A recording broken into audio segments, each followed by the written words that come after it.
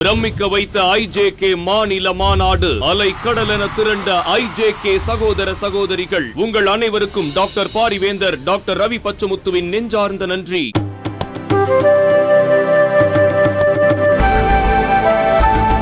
தமிழகத்தில் பழமையான பாரம்பரியம் மிக்க கோவில்களில் உழவார பணிகளை மேற்கொள்ள அனுமதி மறுக்கப்படுகிறது என தாக்கல் செய்யப்பட்ட மனுவில் தமிழக அரசு 2 வாரங்களில் திட்டங்களை வகுக்க சென்னை உயர்நீதிமன்றம் உத்தரவிட்டுள்ளது.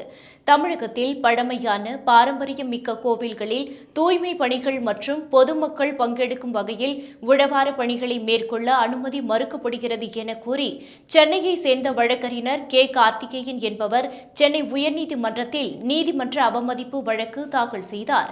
இந்த வழக்கை விசாரித்த நீதிபதிகள் ஆர். மகாதேவன், ஆதிகேசவலு அடங்கிய சிறப்பு அமர்வு மாநிலம் முழுவதும் உள்ள கோவில்களில் பொதுமக்கள், தன்னார்வலர்கள் பங்கேற்கும் வகையில் உழவார பணிகள் மேற்கொள்ள 2 வாரத்தில் திட்டத்தை வகுக்க வேண்டும்.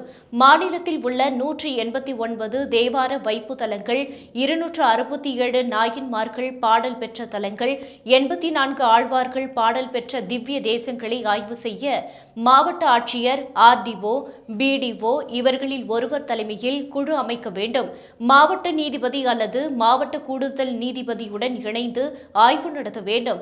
அந்த கோவில்களின் நிலை குறித்த விவரங்களுடன் அடங்கிய அறிக்கையை தாக்கல் செய்ய வேண்டும்.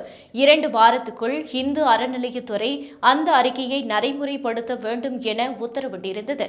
இந்த வழக்கு நீதிபதிகள் ஆர். மகாதேவன், ஆதிகேசவலு அடங்கிய சிறப்பு அமர்வு முன் விசாரணைக்கு வந்தது.